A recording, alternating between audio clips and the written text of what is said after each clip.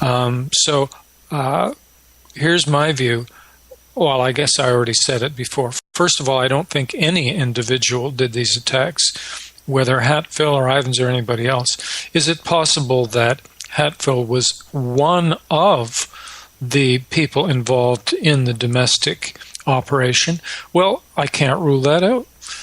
He knew some of these things. He was interested in bioweapons attacks, but I just haven't seen any good evidence of it. Now, I know that one of the people who at one time, I'm not sure about right now, was just convinced that Hatfill was involved was right. A.J. Weberman. Okay. Are you familiar with the A.J.'s investigation? I don't think so. Okay. All right. And I believe that it became so acrimonious that they had lawsuits against each other and restraining orders and stuff. Well, there are a number of people who suggested over the years that Hatfill was the culprit, that he had the requisite skill set, that he was in the right place at the right time, blah, blah, blah. Again, all I can say is he may conceivably have been part of a group, but he certainly didn't do all this on his own. And again, I like to give people the benefit of the doubt. If the state has not made its case, a strong case against him, then as far as I'm concerned, we have to assume he's innocent. Sure. And where we are now is that the FBI says, well, the case is solved because of Ivan's suicide. That's right. And this is another thing that frankly makes me really mad. I mean, the guy dies and the FBI leaps in and uses this as part of its case against him. I mean, they say, well, obviously, he killed himself out of guilt and remorse and because he's the Anthrax killer. So his suicide just gives us more evidence that he did it. Well, baloney.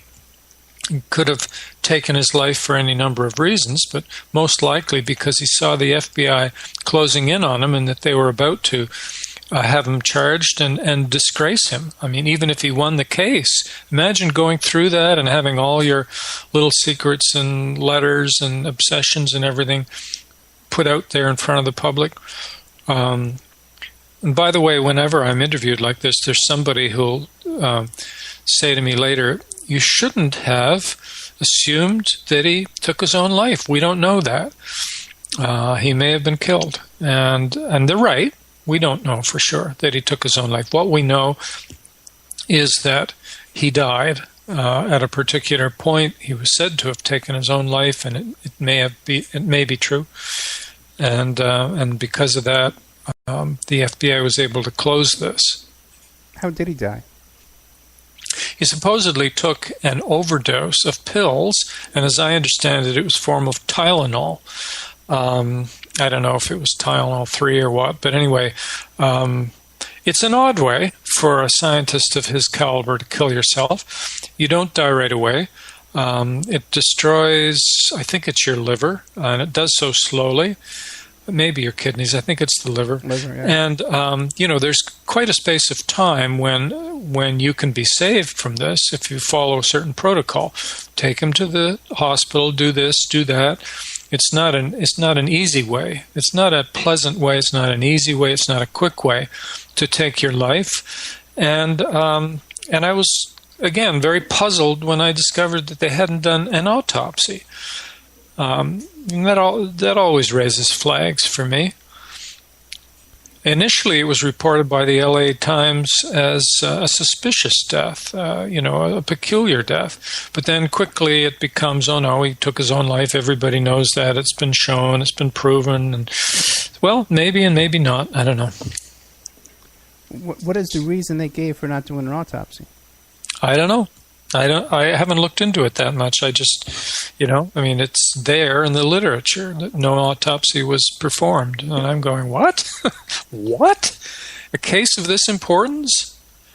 But anyway, that's, as far as I know, that's the case. Just so bizarre, because when you listen to Lambert, how they they sent these, because there aren't that many anthrax experts. Yeah. And they sent a couple of them during this investigation off to Israel to learn Arabic. Right. Yeah. Well, it's not mysterious if you think that there were people high up in the FBI who were determined not to solve the case. Then, it's not really mysterious. But, again, Mr. Lambert has said that there is evidence tending to show that Ivans was not the killer. And it's evidence that you and I haven't seen, that the FBI is still sitting on it. And he also says in his written text that the FBI engaged in, I forget what he calls it, but it's something like an elaborate perceptions management campaign to try and make it look like Bruce Ivans was the Anthrax killer. And I think that's exactly right, and I think that's very brave of him to say that. And some of us would be more blunt and say they framed him. And, and he was the scapegoat. He was, as he himself said, the state's blood sacrifice. Which is a very interesting choice of words. It certainly is. What do you make of that? You mean that he would use those terms? Yeah. Well, I just took it to mean, there may be some deeper thing that I haven't seen, but he was a very smart guy. He saw what was being done. He saw that somebody was going to have to go down for this, and that, he got the chills when he saw that he was the one they had chosen. And he didn't have very good defenses psychologically against this. He was very stressed, and I think that's what, when we say blood sacrifice in a term like in a context like this, we really mean a scapegoat. That we gotta kill somebody. They may have nothing to do with the crime, but and this is the guy we're going to choose. That's the way I take it. And did he have a legal defense come to his aid? He had a lawyer, Paul Kemp, who is, as far as I can tell, is a good lawyer, and Kemp made a number of very good points. He's written some stuff about this. For example, after the let me think now. The Robert Stevens case. So Robert Stevens, the first person to die of anthrax, took a lawsuit against the U.S. government and said that they were obviously irresponsible, and that they had allowed some people to take anthrax from their laboratories and to use it to kill Mr. Stevens. And they took the U.S. government to court for, I think, $50 million. And, well, it's a long story. I don't want to go into it, but basically the civil division of the Department of Justice, the lawyers there, made a pretty good case, which tended to exonerate Bruce Ivans, because they wanted to defend Department of Justice and the FBI from these accusations. And so they got into a big conflict with the other lawyers in the Department of Justice who were trying to say that Ivans did this. I'm sorry, I'm losing track here. What was your question, Ed? Well, my first question was, did he have a good lawyer? He had a good lawyer. Kemp was a great lawyer. I know why I brought up Paul Kemp. After the Robert Stevens case and the admissions by the civil lawyers in that, which we could get into, but maybe you don't want to, Paul Kemp said, this really exonerates my client. There's no case left after this, because there are lawyers within the Department of Justice here who are basically saying Ivans couldn't have done this. And this was astonishing. This led to big fights, apparently, within the Department of Justice between two sets of lawyers. One group is saying Ivans did it, and the other group is saying, no, he couldn't have done it. So it was very embarrassing for the Department of Justice. And Ivans' lawyer, Ivans was probably, I don't remember, I think Ivans was already dead by then. But Paul Kemp was saying, this just shows they didn't have any case to begin with.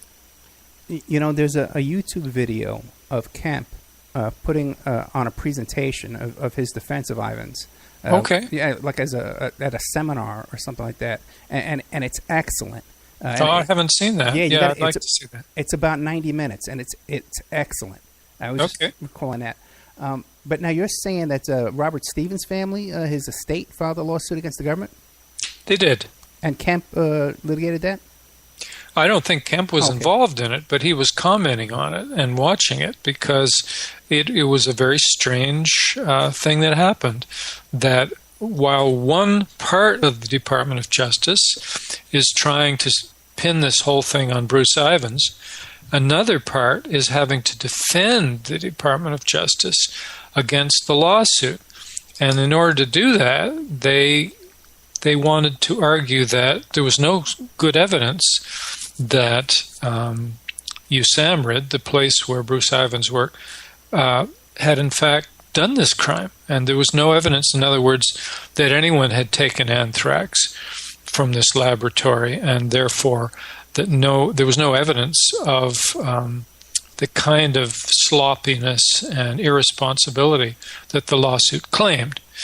So they actually created a gulf between Ivins sitting over on one side and the anthrax killers on the other side, implying that he wasn't the anthrax killer. And they were doing this at the very moment when the criminal division of the DOJ had already claimed that he was the anthrax killer. Can you imagine Kemp's delight when he gets a hold of that paperwork? Oh yeah, it was just bizarre. Yeah, it's like a 1 in a million shot, man. So the DOJ then apparently the civil lawyers, the ones who were basically implying Ivins was innocent, were scolded and were told to settle the case quickly out of court because it was an embarrassment. So they did that, and I think Stevens' family got $2.5 million with no admission of guilt from the government, something like that. What other lawsuits were there? Who else got paid off? I don't know. I don't remember. I mean, there was the Stevens case. There was the, as we've already mentioned, Stephen Hatfield case. There would have been a Bruce Ivins case if he hadn't died. I don't know what else. Well, Bruce Ivins had a case. So didn't his estate follow up and sue as well? Did Ivins' estate sue? Yeah. Is that what you're asking? I don't know. Okay, I thought I saw something about that, but it's possible. Yeah. I mean, in my book, Ivins occupies a relatively small part of the story, and that was on purpose because I think people often get distracted by, let's see, was it Hatfield or was it Ivins? Right. And I wanted to step back from that and say, don't get distracted by that because it couldn't have been either of them. This was not a lone wolf. No lone wolf could possibly have done this. And I give all kinds of reasons for that. This was a group, and it's a group that reaches up to the highest positions of the U.S. executive and has tentacles in the intelligence community as well. Then what do you make of when Lambert talks about how Dick Cheney was on the phone with him every day trying to figure out who was behind this? Well, again, I don't want to pretend to know things I don't know. Yeah. Mr. Lambert was in a much better position than I to know, I suppose, what Dick Cheney had in mind. He talked to the man. I never talked to him. I'm sure I never will. So I don't want to be too smug here about what I know. Yeah. All I'm going to say is, from where I'm sitting, Dick Cheney is a major suspect in the entire operation. By that I mean 9/11 and Anthrax, which in my view are two parts of one operation. And I came across a strange little passage, I think it was in the Washington Post, while I was researching my book. I read it and I had to laugh.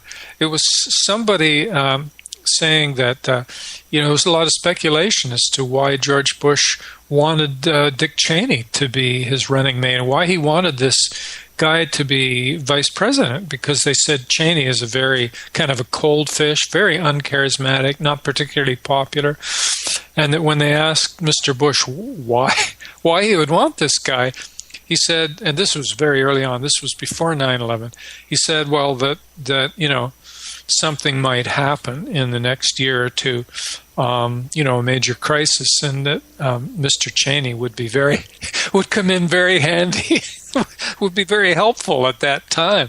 And of course, then 9/11 and Anthrax and everything happened, and I think Mr. Cheney was probably central to the whole operation. Yeah, you're right, because he doesn't even fit the look of the average vice president. You know? Well, he's a strange character, and you know, you'll remember that after 9/11, he said on some TV show that it looks like we may have to spend some time now on the dark side. I thought, well, yeah, okay, you're the guy to do it. Some people like to refer to him as Darth Cheney. Yeah, and the whole atmosphere after that, too, about how we went after, invaded Iraq and Afghanistan with this kind of a vengeance. And even the press corps, like, cheering them on, you know? Yeah. It's not nice. I mean, it's not a good thing to watch. In my book, I talk about war because you remember that's really my background. I've spent years studying war and peace and conflict studies. So when I decided to write this book, I'm not writing it from a perspective that Richard Lambert or somebody would write it from. I'm writing it from the perspective of somebody who's been involved in war and peace issues for decades, and that's my main interest. So one of the first things I saw was that war is crucial to everything that went on in the fall of 2001 and everything that's happened since then. In other words, that it was absolutely essential to the perpetrators of the 9/11 attacks that those attacks be called acts of war.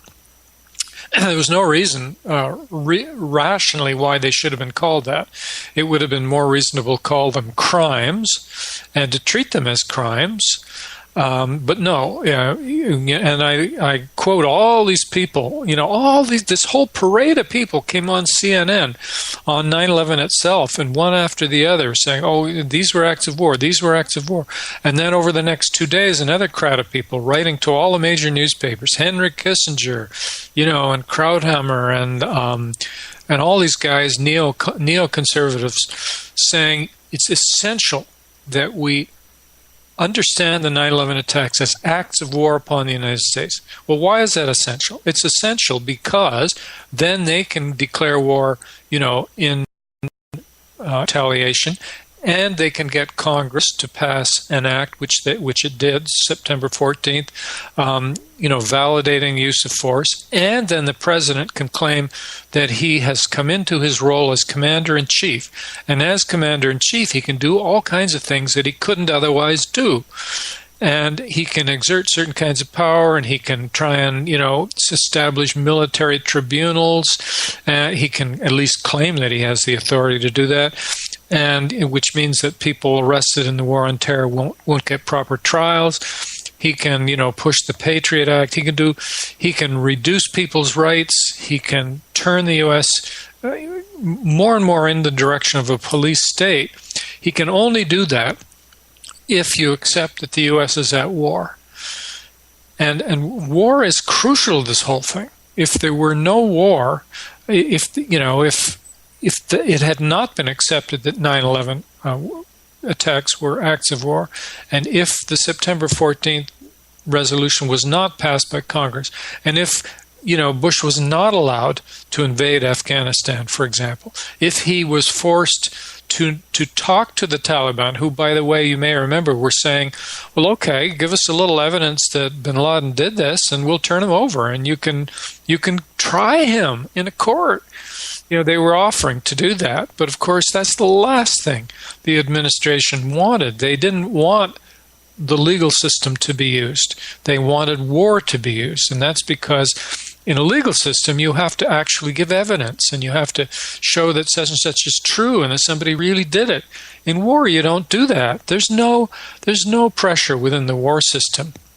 There's no requirement that you prove this is true rather than that. There's no rules of evidence. You know, you don't have two lawyers giving different story, competing narratives. So I'm sorry if this sounds like a long rant, but I think it's a point that is often missed. You know, calling 9/11 attacks acts of war was crucial to everything that has been done to the American population and to Congress since that date. And that's why this should be taken up as a major cause by the U.S. anti-war movement. And it's very distressing that, to a large extent, the anti-war movement in the U.S. and internationally has not taken up the the study of the 9/11 attacks, and has often even stigmatized people who have said this is a false story. Very, very, very interesting. You're absolutely correct. Yeah, where is the anti-war movement? Yeah. But just the concept that came out of this is that we would even consider that torture would be legitimate or be conceivable or even considered. And how it's in the conversation. It's part of the it's part of our language that we, not just consider it, but people openly defend it. Torture. Yeah. Yes. Yeah. I really.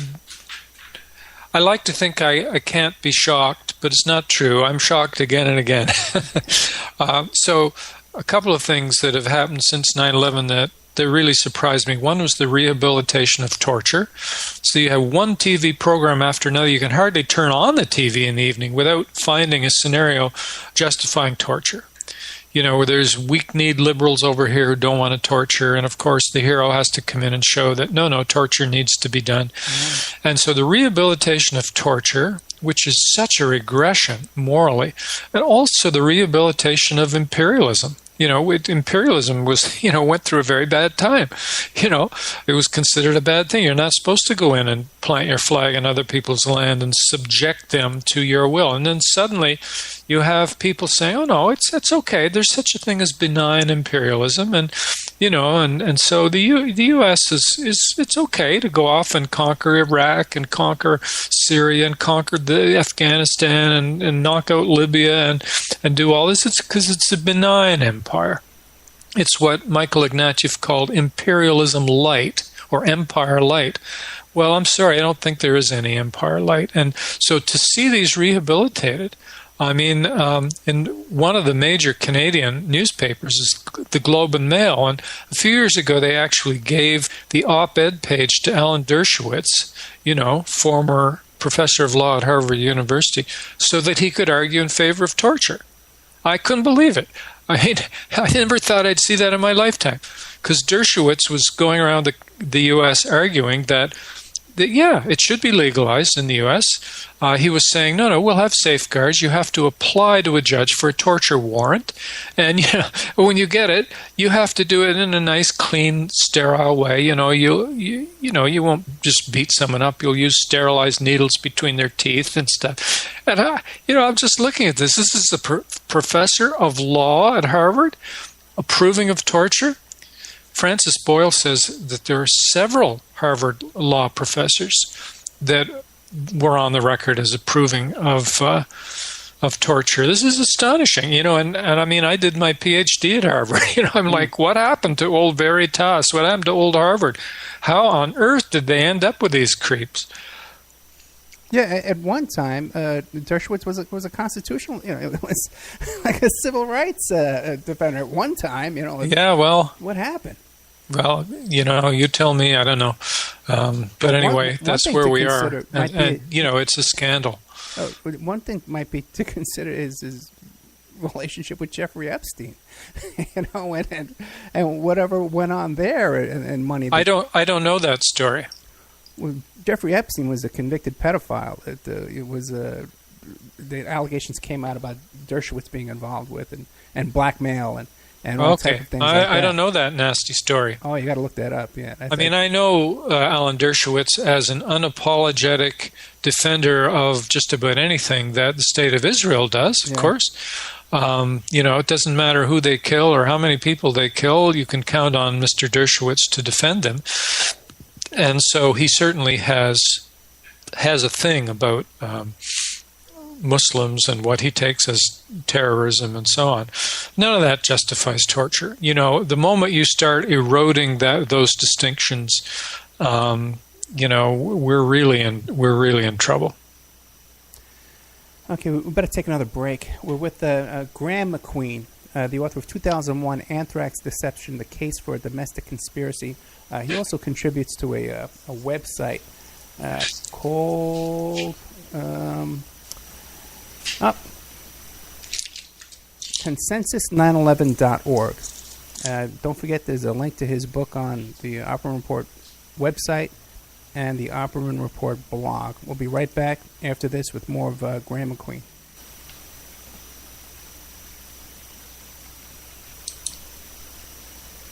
And now, a word from our sponsors. Pacific West Bamboo, your premier source for sustainable building material. They provide construction-grade and craft-grade bamboo material for all your indoor, outdoor, and gardening needs.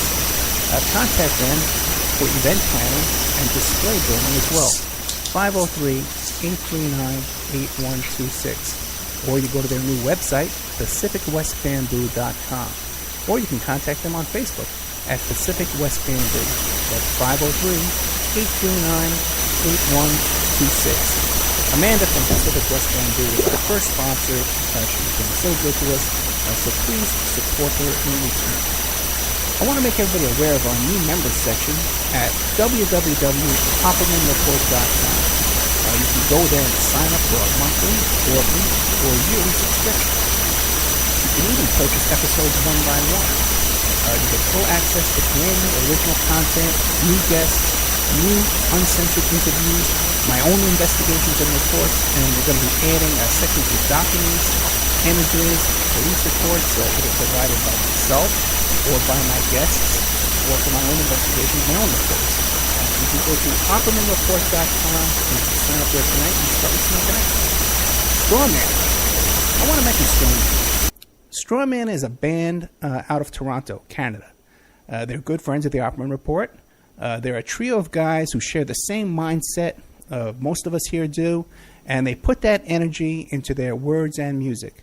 So check them out at strawmanmusic.com and drop them a line to let them know that you heard them here on the Opperman Report. We'll be doing an interview with Sean Duffy soon. You can get an autographed copy of my book, How to Succeed as a Private Investigator, by visiting my PI website, emailrevealer.com.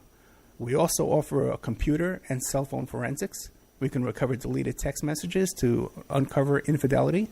We offer asset searches, locates, email tracing, background reports, and we can even trace your spouse's email address back to internet dating websites to catch them cheating online. You can reach us at 800-572-9762, or you can email me at emailrevealer@aol.com. New World Mexican Women. Everyone loves the New World Mexican Women, and their line of fine, handcrafted, authentic Mexican jewelry of stone mosaic and abalone stone inlay. In their first book, titled New World Mexican Women, available on lulu.com, they teach you how to make this jewelry, and they have a collection of love letters to their men from their hometown that have immigrated to the United States to find work. They have also published a new book entitled Azuquina to the Rodeo. It's about a young girl that falls in love with a rodeo bull rider, and she runs away with him without telling her family. You can find the New World Mexican Women by Googling New World Mexican Women. And you can ask them about their deals on wholesaling their fine jewelry and all of the other projects that they have going on. If you'd like to have your business or website advertised here and promoted all over the world on dozens of stations every day, give us a call at 800-572-9762 or email oppermanreport@gmail.com. And now back to our show.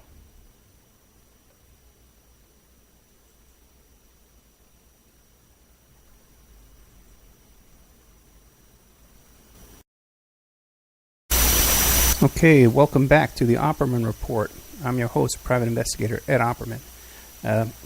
We're here tonight with Graeme MacQueen, who is the author of 2001 Anthrax Deception, the Case for a Domestic Conspiracy.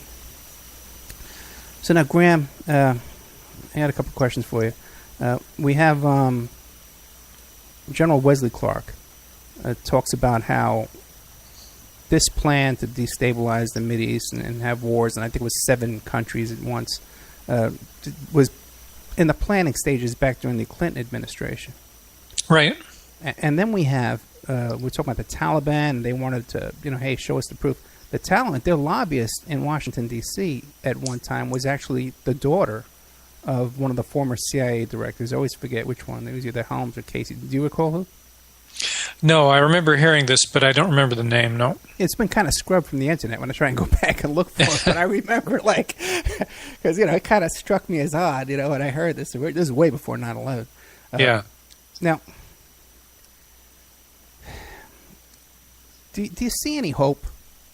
You know what I'm saying? It seems like these are long-term plans with people keyed in all over the place. At high places. So for a guy like you and a guy like me, and I ask this question to a lot of people, listen, you've been struggling your whole life. You've been resisting this kind of thing your whole life. And you're a few years older than me. I'm 53 years old. I'm not a kid. You're a youngster. Yeah, I know.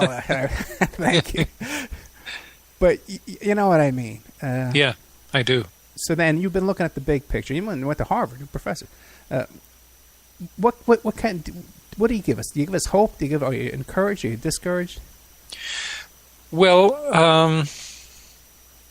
I'm pausing because I don't really have a good prepared answer for that. I have a lot of hope. I can't give you a lot. I can't give you anything very convincing that it's based upon. I suppose maybe it has to do with my personality. No matter how bad the stuff is I'm reading, I wake up the next morning and I want to keep fighting for truth and justice and peace and all those good things. To me, that gives my life meaning. I couldn't stop even if I wanted to. But the other thing is, it's very easy to get discouraged. We look at them crashing into one country after another, and now it's Syria. There are people who still want to go into Iran. That's not really over yet. That could still happen. Libya is a mess. Iraq is a mess. Afghanistan is a mess. None of these helped the people there. It'd be very, very easy to get discouraged. But often we don't know the effects that our resistance is having. If we weren't doing what we're doing now, it's quite possible that these countries that haven't been knocked off yet would already be knocked off, if you know what I'm saying. In other words, every time we can convince people to be more, to resist more strongly, to demand evidence and demand truth, to be suspicious when the government comes out with its lies. This is all good. This is all politically significant.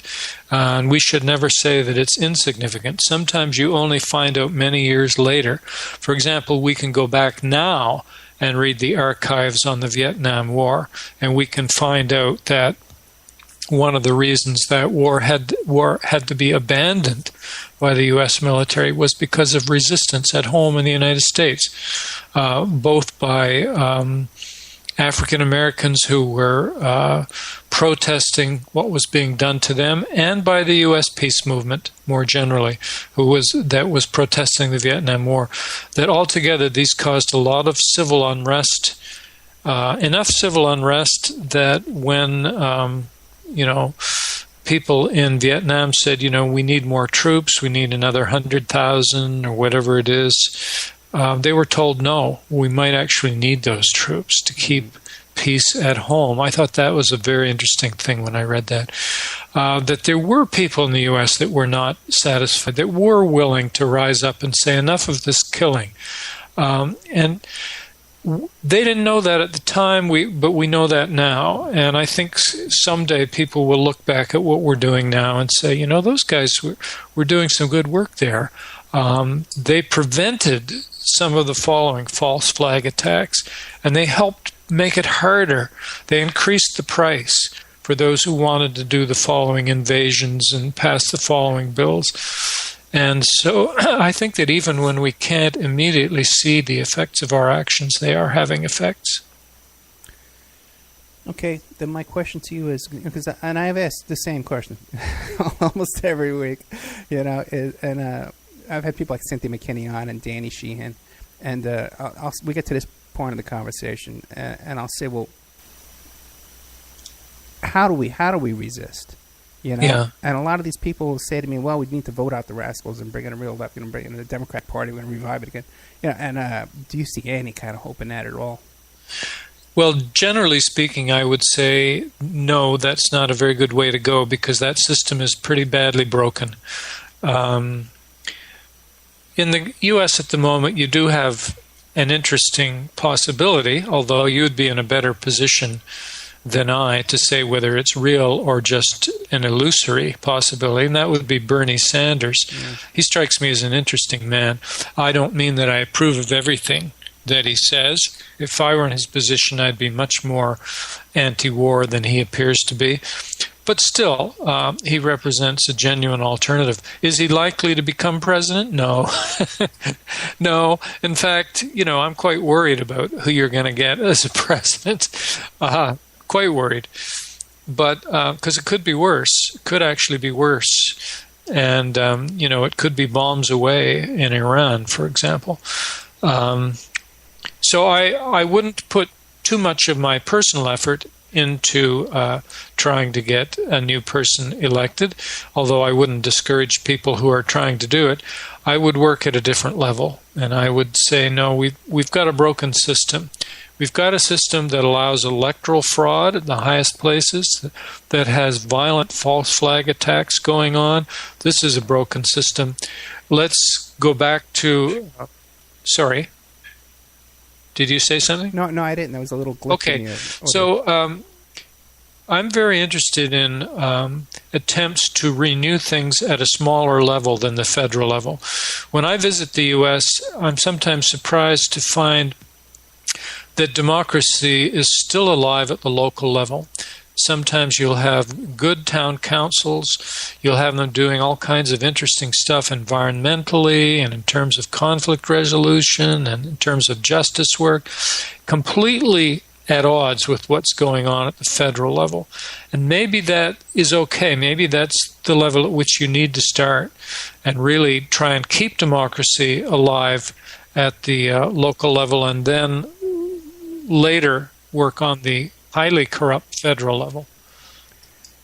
That is so true. You do see those little pockets of local people with a social conscience, but you also have those little local pockets with these right-wing nuts. Yes. You've got it all. Yeah. And I would agree with you about Bernie Sanders, and I don't agree with everything he says either. But I think, and why I'm supporting him is because I believe that the base that would support him now, we can use that as an organizing base in the future. Yes. When he obviously when it falls apart or whatever happens to him. Now, how frightened are you guys up there about Donald Trump and this, which almost seems to be like a Mussolini? I mean, I don't pretend to speak on behalf of the Canadian population. I'm probably not very representative, but I would say that there are a lot of Canadians who are kind of fascinated and appalled at the same time that this guy would be seriously considered as somebody who could lead, the most powerful nation in the world. That really, appalled that this guy whose main contribution to the world seems to be that he's very rich and flamboyant, that he could, get up in public and just brag about how rich he is and how he can buy politicians and he can do whatever he wants, and that people will actually cheer that and consider that a good thing. I mean, that's very sad. That's very disturbing. Yeah. And even people that I once respected would look at this and think, well, he's for the common man. Oh my God! Because he's a strong leader. He's not afraid, and he's going to take on the special interests. What would make you think that? Yeah, well, exactly. I guess your Mussolini reference is perhaps appropriate in the sense that that's how he portrays himself, as strong, and he's willing to say no, and he's willing to take leadership, and he's going to make things happen. He'll make the trains run on time, so to speak. And and I guess some people find him charismatic. I mean, I don't, but apparently some people do, and that's a bit scary because, of course, whatever you might say about George W. Bush and his father, neither of them was very charismatic. And when you have somebody who is anti-immigrant and who is, in my view, anti-justice and who is just has a lot of very dangerous positions, when that person is seen as a strong, flamboyant, charismatic leader, things are very dangerous. Yeah, we just uncovered last week on Saturday that Trump's father, Fred Trump, was arrested at a KKK rally in June of 1921. And in the New York Times article, it had the wording of a flyer that he was handing out, and it's the same. It's the same thing Trump is saying today. This is where he got his... oh, boy. Yes, it's very frightening. It is frightening. I don't know... Well, you're the guy who's living in the belly of the beast, so you're going to have to try and figure out how to wake people up to how dangerous that is. I mean, I've got my own struggles up here. We're about to have federal elections on October 19th, and but anyway, I won't distract you with that problem. Yeah, I'm easily distracted. Usually, tangle a shiny object. But okay, we're down to like the last 10 minutes. Is there anything with Anthrax we didn't cover? What do you want to leave us with? Well, no, I think we covered it pretty well. I just want to emphasize again that the connection between the Anthrax attacks and the 9/11 attacks. Some people don't like to hear that because they're open to the Anthrax attacks being an inside job, but they think that anyone who questions 9/11 is, a nut and a conspiracy buff and all this kind of thing. Well, I had to make that decision when I wrote the Anthrax book. Do I try and write something that will be palatable for everybody and just not mention 9/11? And I realized I couldn't honestly do that because there have been people who've written books about the Anthrax attacks before, but almost all of them, not quite all, but almost all of them are written by people who accept the official story of 9/11. And I came to feel that if you accept the official story of 9/11, you will never understand the Anthrax attacks. You will never solve that crime. You will never solve that mystery. You will be blocked, and one after the other, these writers are blocked. They trust the FBI's investigation. They believe, Al-Qaeda did 9/11, and they just can't go anywhere after a while with the Anthrax attacks. So one of the things I think that my book contributes is that I say, look, you have to understand these together. They are connected, and that means you have to be willing to look at the 9/11 thing. And I would take a moment here to plug not so much my work, but a booklet that has just been produced by Architects and Engineers for 9/11 Truth. I was involved indirectly in helping them to produce this, but I don't take any credit for this. It's called Beyond Misinformation: What Science Says About the Destruction of World Trade Center Buildings 1, 2, and 7. If you go to the Architects and Engineers for 9/11 Truth website, you can order that booklet, and believe me, it's good. It's really good.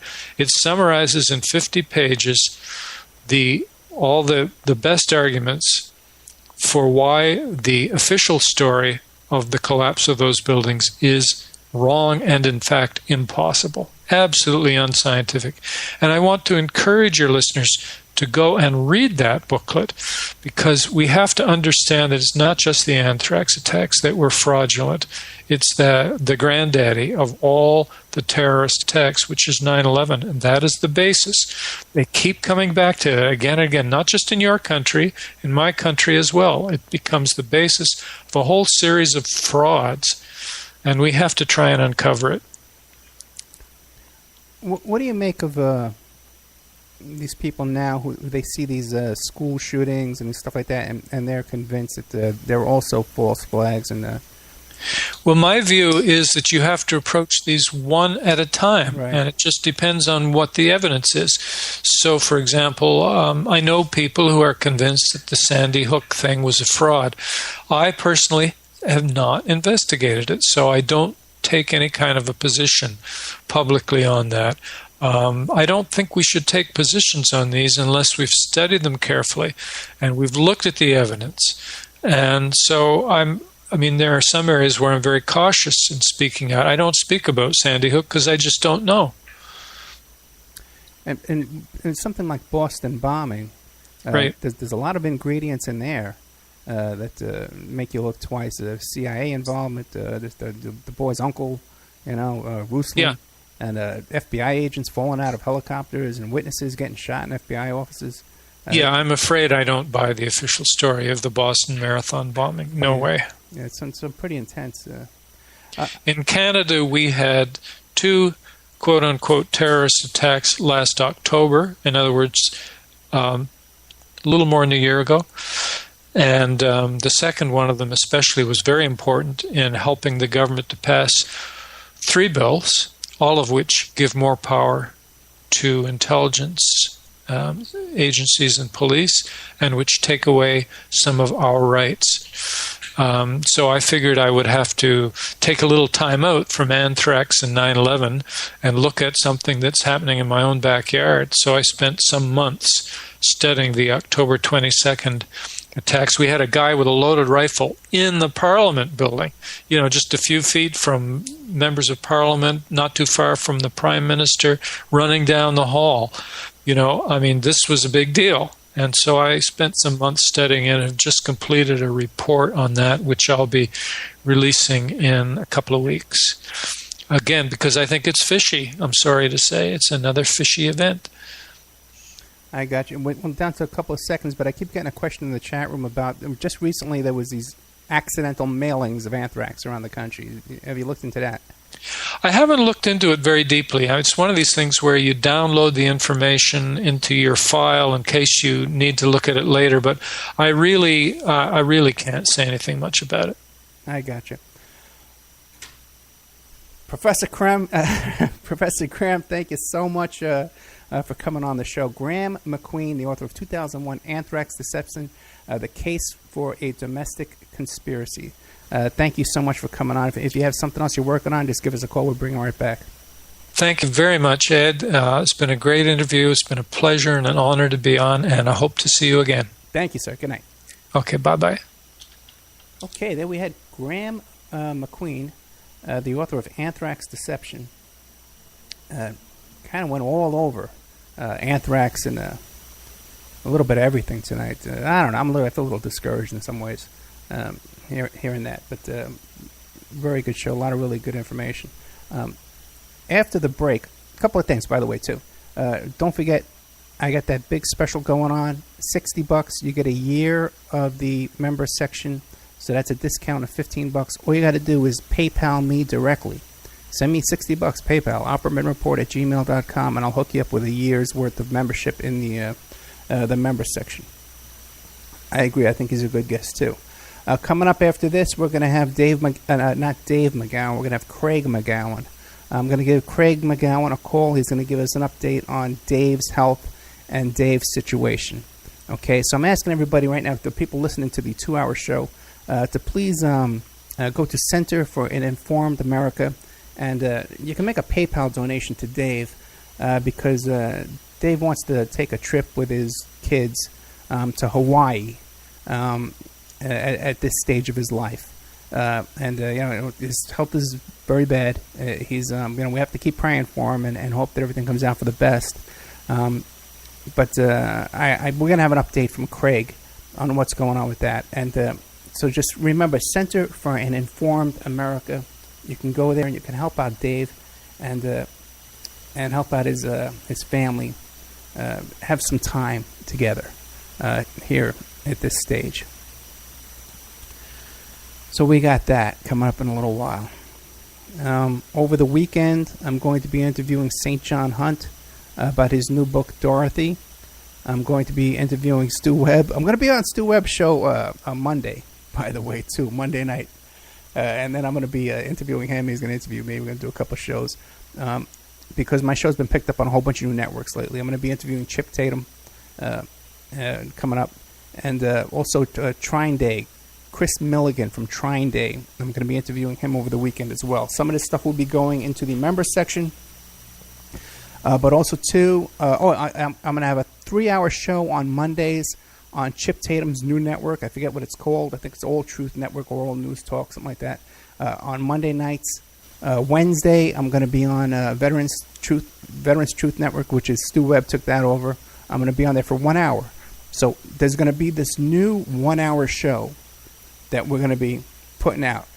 Okay, and it's going to be going on some of these internet stations. It's going to be going into the member section, and also too, big announcement. We're picked up by a major AM station in California.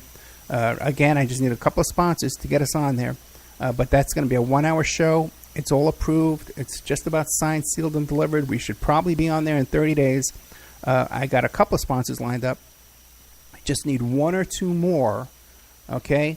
And you help me out, okay, and we can get on there. Now, you might say, well, Ed, I listen to the show anyway. What do I care if you're on AM in California? I live in Alaska. I live in Tennessee, you know.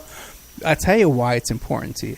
We get on there, now we can get bigger guests. We can get Bernie Sanders on the show. We can get, big guests and big Jesse Ventura, maybe, you know, or who knows. You know, I'm just throwing names out there. But now we have more weight. We can book bigger guests, and trust me, this is the way we want to go. We want to have more clout here. So we're gonna be restarting Spreaker, guys. Good night, PSN. We'll see you next week, and I'm gonna restart, and we're gonna be calling up Craig McGowan, get an update on Dave McGowan. Good night.